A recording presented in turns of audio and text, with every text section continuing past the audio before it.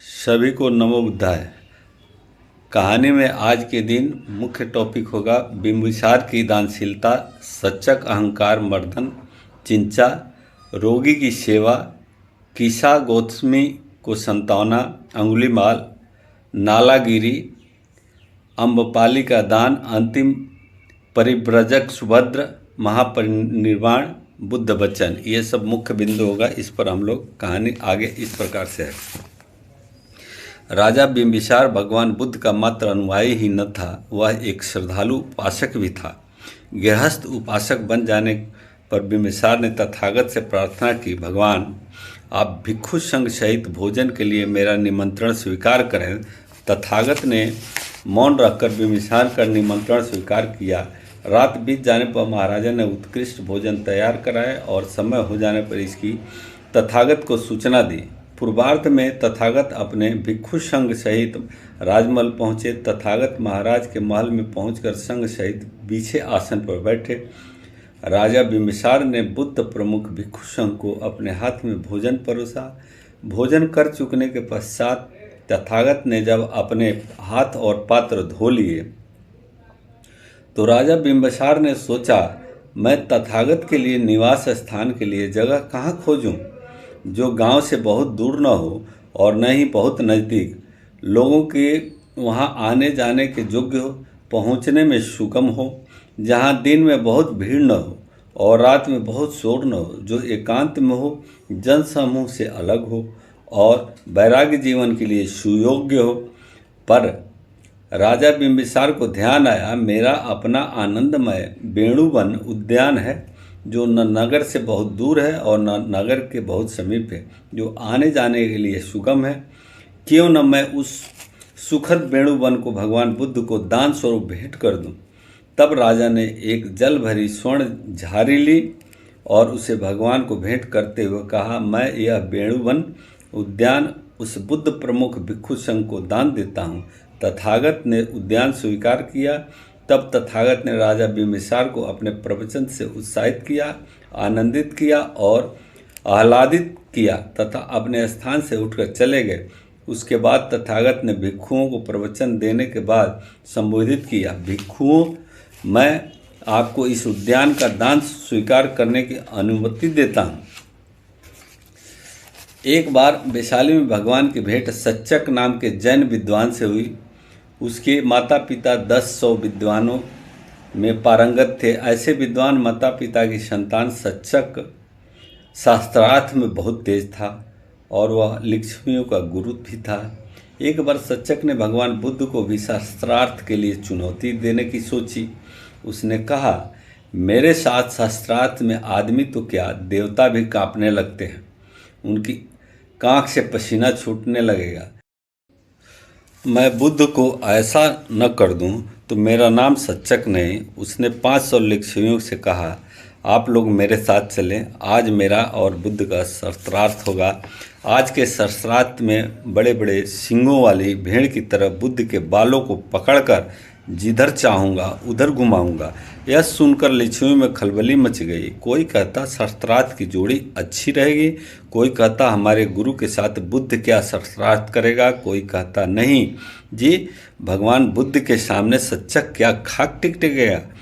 दोनों के बीच शास्त्रार्थ आरंभ हुआ। सच्चक ने प्रश्न किया, हे बुद्ध, आप अपने शिष्यों को किस प्रकार शिक्षा देते हो? यानी उसने बुद्ध के मूल सिद्धांत पर हमला किया, किंतु थोड़ी देर में ही वाद प्रतिवाद में बुद्ध ने अपने तर्क जाल में सच्चक को ऐसा फंसाया कि उल्टे सच्चक की कांख से पसीना छूटने लगा। उसकी ऐसी हालत देखकर लिच्छवी कुमार दुर्मुख ने कहा, भगवान अब बस करो, सच्चक की हालत अब भेड़ की तरह हो गई है, जिसे पानी से निकाल करके लड़कों ने उसकी एक एक अंगुल को काट दिया है। अब वह पानी में घुसने में भी असमर्थ हो गया है। सच्चक अपने दोनों हाथ जोड़कर भगवान बुद्ध के चरणों में गिर गया। कहने लगा, भगवान आप मुझे क्षमा करें, मैं आपका शिष्य हुआ, आप मेरे घर कल का भोजन स्वीकार करें। परम उदार एवं करुणामयी भगवान बुद्ध ने मौन रहकर उसका निमंत्रण स्वीकार किया। तथागत की ख्याति चारों दिशाओं में फैलती ही जा रही थी।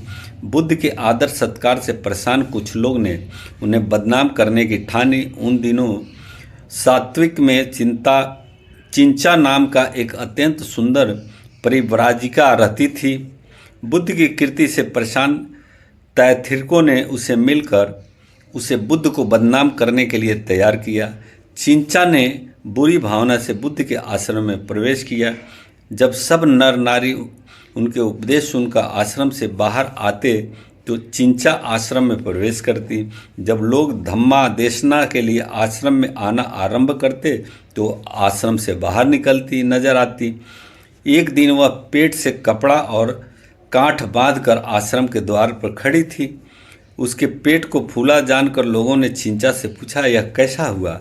तो उसने बताया, मैं बुद्ध के साथ बहुत दिनों तक इस कुटी में रही और मेरे पेट का आकार भी गौतम के कारण ही ऐसा हुआ है। यह उसी का गर्भ है। इस प्रकार बोलती हुई चिंचा धम्म सभा में धम्म उपदेश करते हुए तथागत के सामने खड़ी होकर चिल्लाने लगी, महाश्रमण, तुम लोगों को उपदेश देते हो, तुम्हारे शब्द मीठे हैं और मैं तुमसे गर्भ प्राप्त करके पूर्ण गर्भा हो गई हूँ। न तुझे प्रसूति घर बताते हो, न ही घी तेल का प्रबंध करते हो। धम्म उपदेश को बीच में ही छोड़।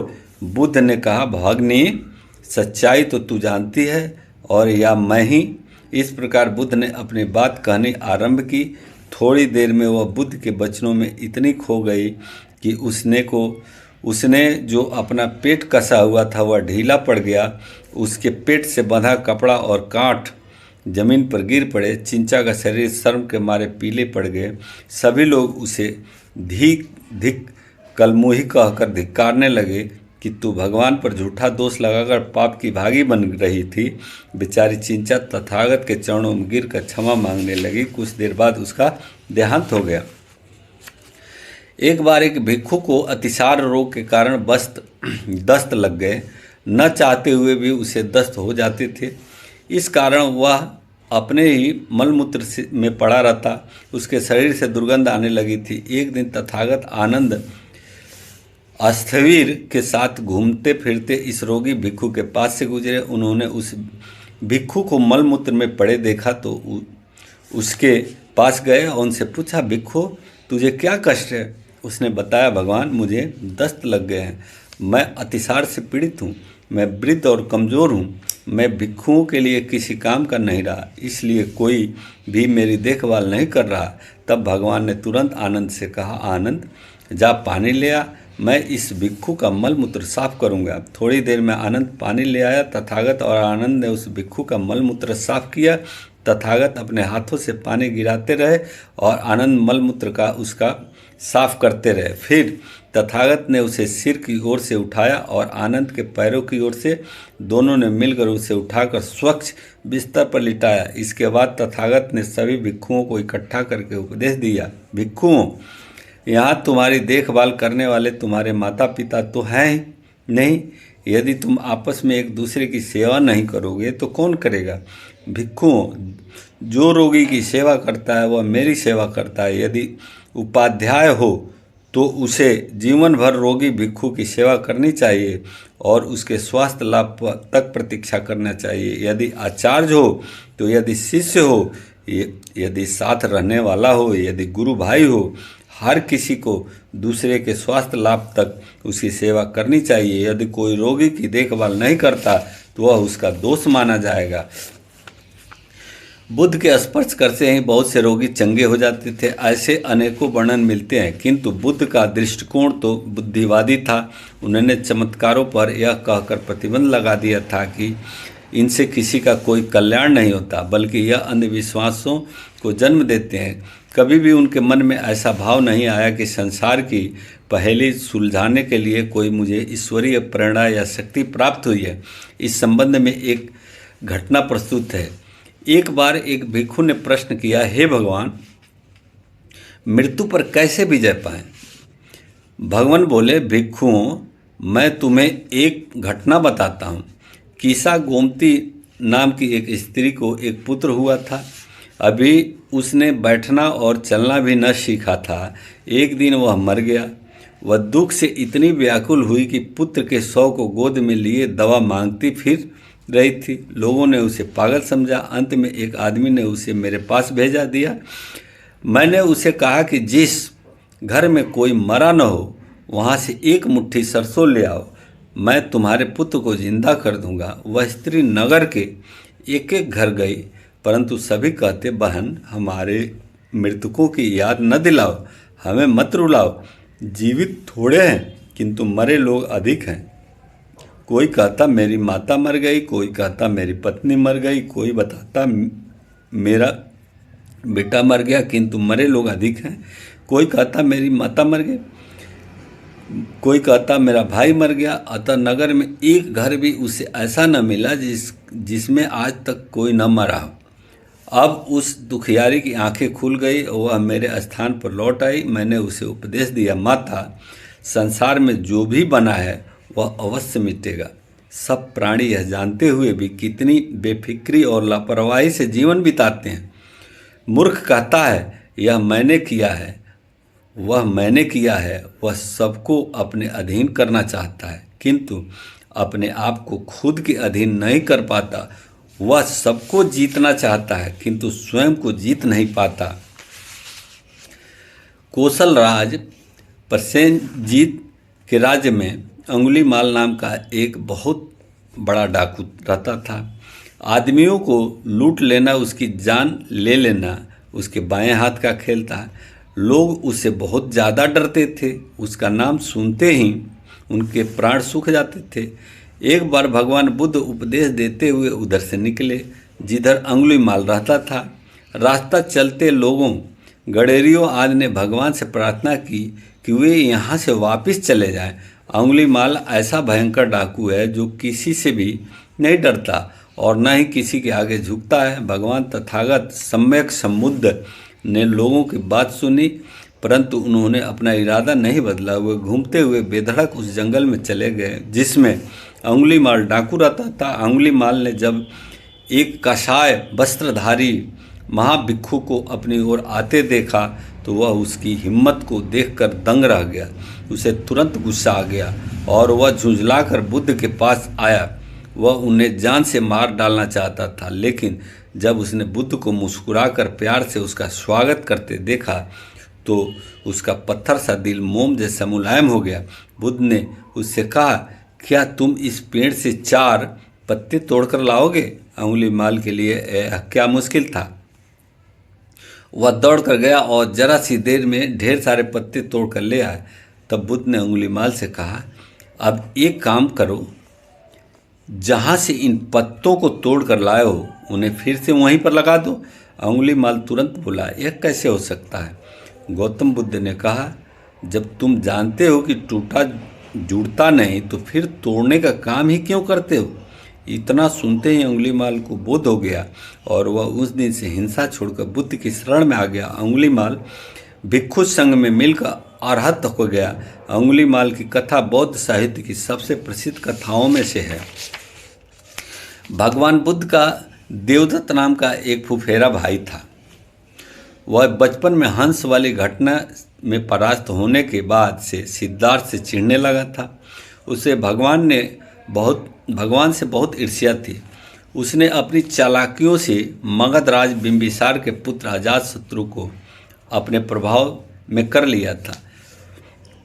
उसने 3 बार भगवान के प्राणों का अंत करना चाहा, किंतु वह सफल न हुआ। एक बार भगवान बुद्ध गिरिधकूट पर्वत पर संक्रमण करते हुए टहल रहे थे। ऊपर से देवदत्त ने एक बहुत बड़ा पत्थर भगवान के ऊपर ढकेल दिया।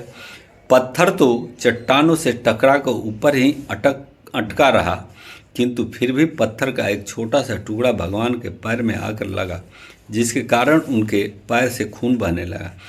जीवक वैद्य ने भगवान के पैर का इलाज किया। इसी प्रकार एक बार देवदत्त ने अजातशत्रु से नालागिरी नाम का एक अति भयंकर हाथी लिया। इस हाथी को अपराधियों को मृत्युदंड देने के काम में लाया जाता था। देवदत्त ने इसी हाथी को 8 घड़े शराब पिलाकर तथा उसकी सूंड में खंजर बांधकर भगवान बुद्ध की हत्या करने के लिए उनके पीछे छुड़वा दिया। नालागिरी को मार्ग में आया देख लोगों में भगदड़ मच गई। सबको कुछ अप्रिय होने का भयंकर था, किंतु नालागिरी जैसा खतरनाक हाथी बुद्ध का तेज देखते ही शांत हो गया। वह बुद्ध के चरणों में लेट गया, अपनी सूंड से भगवान के चरण कमल चाटने लगा। इस घटना का पता चलने पर अजातशत्रु के मन में भगवान बुद्ध के प्रति सम्मान बढ़ गया। उन्होंने तुरंत देवदत्त से मिलना जुलना बंद कर दिया, उसकी मदद करनी बंद कर दी। देवदत्त को घर घर भीख मांगनी पड़ी। तथागत के शांत और तेजोमयी मुखमंडल का दिव्यता के कारण मदमस्त हिंसक पशु भी तथागत के चरण कमलों में श्रद्धावान हो जाते थे। वैशाली में अम्पाली नाम की एक नर्तकी रहती थी। दूर दूर के राजा, राजकुमार, अमात्य पुत्र तथा श्रेष्ठी पुत्र उसका सानिध्य पाने के लिए बहुत मोटी रकम दिया करते थे। अपनी मनमोहक नृत्य कला एवं सुंदरता के कारण उसकी कीर्ति दूर तक फैली हुई थी। वह वैशाली का गौरव कहलाने लगी थी। अम्रपाली का एक अत्यंत सुंदर अम्बवन भी था, जिसमें नाना प्रकार के पुष्पों से लदे फलदार वृक्ष शोभामयन थे। अनेक प्रकार के रंग बिरंगे पक्षी अपनी सुरीली चहचहाहट से इस वन का आकर्षण बढ़ाते रहते थे। अम्पाली को इस पर बहुत गर्व था। उसने भगवान बुद्ध की खूब प्रशंसा सुन रखी थी। एक दिन उसे पता चला कि बुद्ध वैशाली आ रहे हैं। खुशी खुशी अम्रपाली बुद्ध से मिलने आई। तथागत के पास कोई भेदभाव नहीं था, यहाँ कोई ऊंच नीच न था, न कोई तुच्छ। बुद्ध की तेजस्वी आवाज़ देखकर ही अम्रपाली आश्चर्यचकित रह गए। उसके मन में सारे कुविचार जाते रहे। उसने अपना सिर बुद्ध के चरणों में रख दिया। अम्रपाली का गर्व नष्ट हो गया। उसे अपने सौंदर्य पर विश्वास नहीं रहा। उसने बुद्ध से क्षमा मांगी। तथागत बोले, क्षमा करने लायक तूने कोई अपराध नहीं किया, तो फिर क्षमा किस लिए? इस अवसर पर भगवान बुद्ध ने भिक्षु संघ को संबोधित करते हुए कहा, वास्तव में यह गणिका अत्यंत पवित्र है, पर अनेक चरित्रवान समझे जाने वाले संभ्रांत लोग वास्तव में वैसे नहीं होते जैसे वे दिखते हैं। अम्रपाली निश्चय ही निर्वाण लाभ करेगी। अम्रपाली ने भगवान को भोजन के लिए आमंत्रित किया। उन्होंने मौन स्वीकृति दी। नगर के धनी मानी लोगों ने उसका खूब विरोध किया, पर भगवान बुद्ध अपने भिक्षु संघ सहित अम्रपाली के घर पधारे और भोजन भी स्वीकार किया। अम्रपाली ने अपना सुंदर बगीचा भी उन्हें दान में दिया। सुभद्रक परिव्राजक जब कुशीनगर में थे तो उन्हें पता चला कि भगवान तथागत सम्यक संबुद्ध आज रात में परिनिर्वाण को प्राप्त होने वाले हैं, क्योंकि अपने परिनिर्वाण की पूर्व घोषणा उन्होंने 3 माह पूर्व माघ पूर्णिमा वाले दिन वैशाली में ही कर दी थी। सुभद्र को लगा कि कहीं मेरी शंका अनसुलझी न रह जाए। ऐसा सोच पर भगवान बुद्ध के पास शंका समाधान के लिए कुशीनगर जा पहुंचा। भगवान बुद्ध 2 साल वृक्षों के मध्य लेटे हुए थे। भगवान के पास आनंद विद्यमान थे। सुभद्र परिव्राजक ने आनंद से निवेदन करते हुए कहा, मुझे भगवान के दर्शन करने हैं। आनंद ने उत्तर दिया, नहीं सुभद्र, अब रहने दो। ऐसे समय तथागत को कष्ट मत दो। तथागत अब विश्राम कर रहे हैं और बहुत थके हुए हैं। सुभद्र ने दूसरी और तीसरी बार भी वही विनती की। तीनों बार आनंद ने सुभद्र को वही उत्तर दिया। आनंद स्थविर और सुभद्र परिव्राजक के बीच हो रही बातचीत की तथागत को भनक पड़ गए। आनंद को संबोधित करते हुए उन्होंने तुरंत कहा, आनंद, सुभद्र को मत रोको। सुभद्र को तथागत के दर्शन कर लेने दो। सुभद्र मुझसे प्रश्न करेगा, वह मुझसे कुछ जानने के लिए ही प्रश्न करेगा, मुझे कष्ट देने के लिए नहीं। जो कुछ मैं उसे उत्तर में कहूँगा उसे भी वह शीघ्र ही समझ जाएगा। तब आनंद ने सुभद्र परिव्राजक से कहा, सुभद्र जाओ, तुम भीतर जाओ, तथागत ने तुम्हें मिलने की अनुमति दे दी है। इस अवसर पर सुभद्र परिव्राजक ने अन्य धर्मों और धर्माचार्यों के बारे में महत्वपूर्ण बातचीत की। सुभद्र भगवान बुद्ध के उत्तरों से तथा उनके असीम ज्ञान से बहुत प्रभावित हुआ। इस प्रकार तथागत की आज्ञा से सुभद्र परिव्राजक भिक्षु संघ में सम्मिलित हुआ। ध्यान दे, सुभद्र परिव्राजक तथागत द्वारा अंतिम दीक्षित शावक था। इस उपदेश के समाप्त होते भगवान के पेट में भयंकर पीड़ा उठी। वहाँ से वे पावा नामक स्थान पर पहुँचे। वहाँ चुंद नाम का एक सुनार रहता था। उसने भगवान को बड़े प्रेम से भोजन कराया। भोजन समाप्त होते ही भगवान की पीड़ा और बढ़ गई। यहाँ से भगवान कुशीनारा की ओर चल पड़े। चलते चलते उन्हें बहुत प्यास लगी और थक कर 2 साल वृक्षों के बीच में लेट गए। उन्होंने पानी मांगकर पिया और बोले, श्रद्धालु, चुंद से जाकर कहना कि भगवान ने तेरा अंतिम भोजन पाया, इसलिए तेरा महान कल्याण होगा। भगवान ने उपदेश दिया, भिक्षुओं, समस्त संयोग और संयोग से उत्पन्न होने वाले वस्तुओं का नाश निश्चित है। तुम लोग अप्रमत्त एकाग्रचित होकर के अपने अपने साधन को संपन्न करो, अपने लक्ष्य का लाभ करो। जिन्होंने जन्म लिया है उसका अंत निश्चय है। बुद्ध का यह शरीर भी अब 4 महाभूतों में विलीन होगा। भिक्षुओं, तथागत के उपदेशानुसार शोक छोड़ो। ज्ञानी जन शोक नहीं करते। बुद्ध, धम्म और संघ की जय जयकार करो। सबसे वृद्ध भिक्षु अनिरुद्ध के इस प्रकार कहने पर आनंद और अन्य भिक्षुओं ने शोक त्यागा। ये शब्द कहने के बाद भगवान बुद्ध का परिनिर्वाण हो गया। यह तो वैशाख पूर्णिमा का परम पावन दिन था। इसका समाचार सब जगह फैल गया। अनगिनत भिक्षु और हजारों उपासक इकट्ठे हुए। बुद्ध का जन्म, बोधि लाभ और महापरिणाम, उनके जीवन की सभी महत्वपूर्ण घटनाएं प्रकृति की गोद में वृक्ष के नीचे वैशाख पूर्णिमा वाले दिन ही घटी। कुशीनगर के समीप यह घटना हुई। 7 दिनों बाद बुद्ध का अंतिम संस्कार किया गया। चिता सुगंधित पदार्थों से भर दी गई। सबने बड़ी श्रद्धा से वंदना की।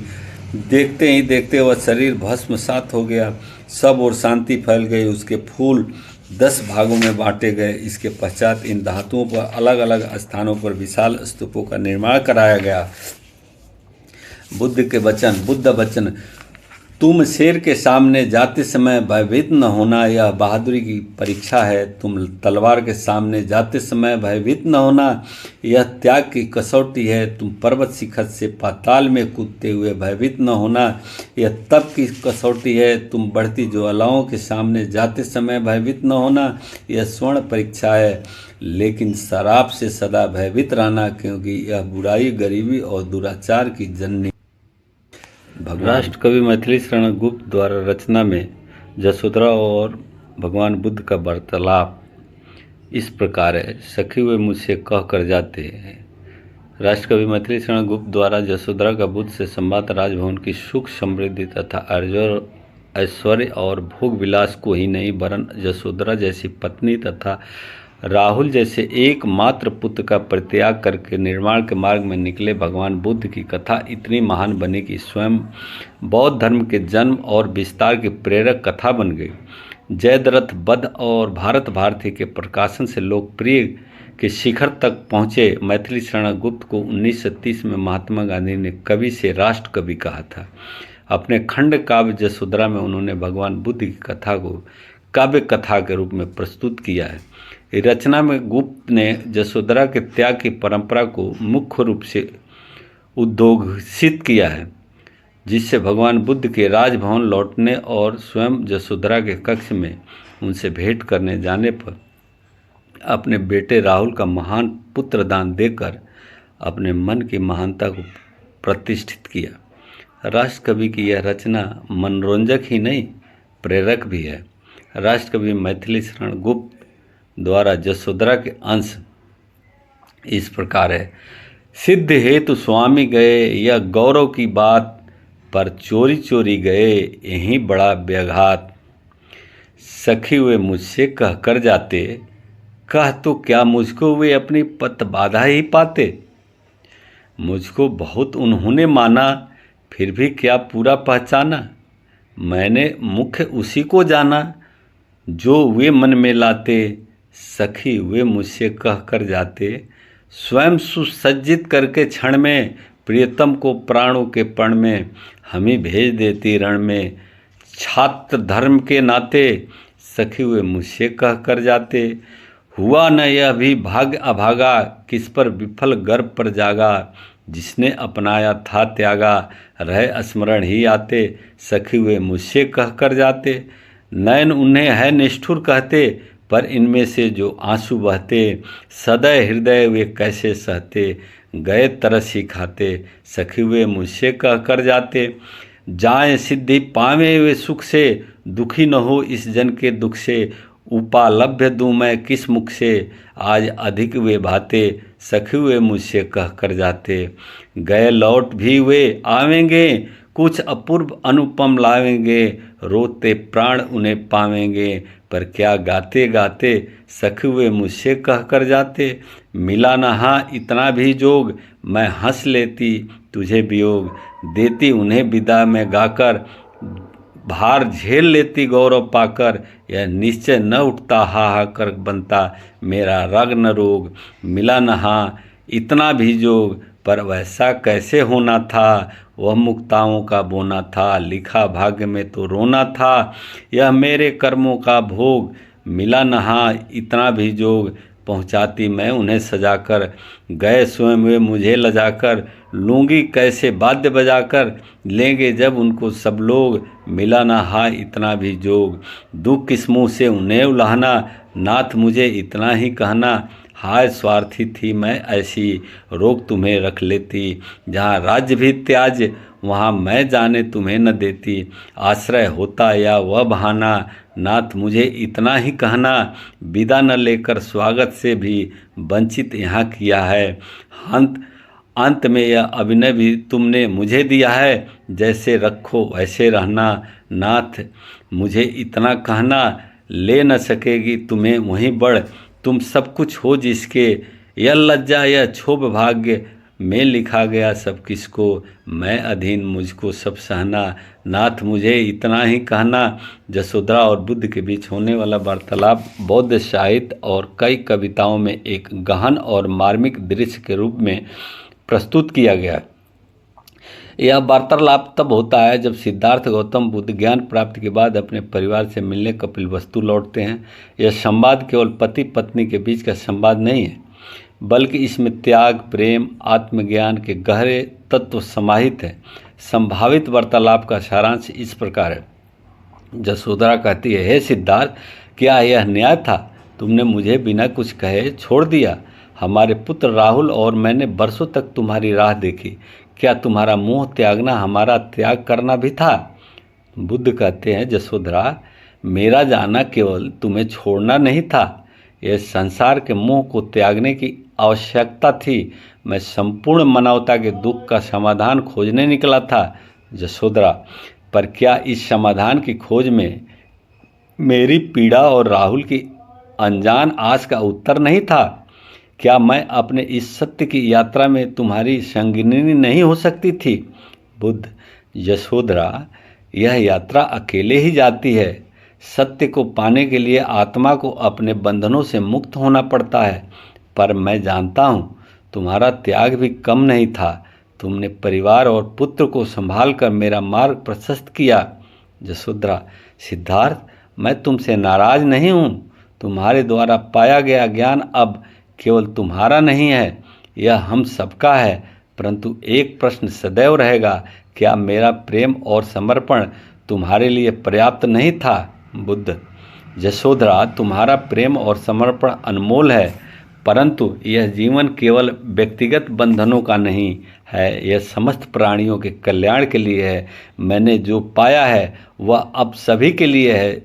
यशोधरा, तो आज मैं तुमसे विदा नहीं लेती, बल्कि तुम्हारे मार्ग को स्वीकार करती हूँ। राहुल और मैं तुम्हारे सत्य को अपना लेंगे। बुद्ध, तुम्हारा यह समर्पण और समझ सच्ची करुणा और ज्ञान का प्रतीक है। राहुल भी एक दिन सत्य के इस मार्ग को अपनाएगा। यह वार्तालाप प्रेम, त्याग और उच्चतर सत्य की ओर समर्पण की गाथा है। यशोधरा बुद्ध के त्याग को समझते हुए उनके ज्ञान के पथ को स्वीकार करती है और यह दर्शाती है कि उनका त्याग भी उतना ही महान है जितना बुद्ध का। अगर ये कथा आपको अच्छा लगे तो लाइक कीजिए, सब्सक्राइब कीजिए और शेयर कीजिए।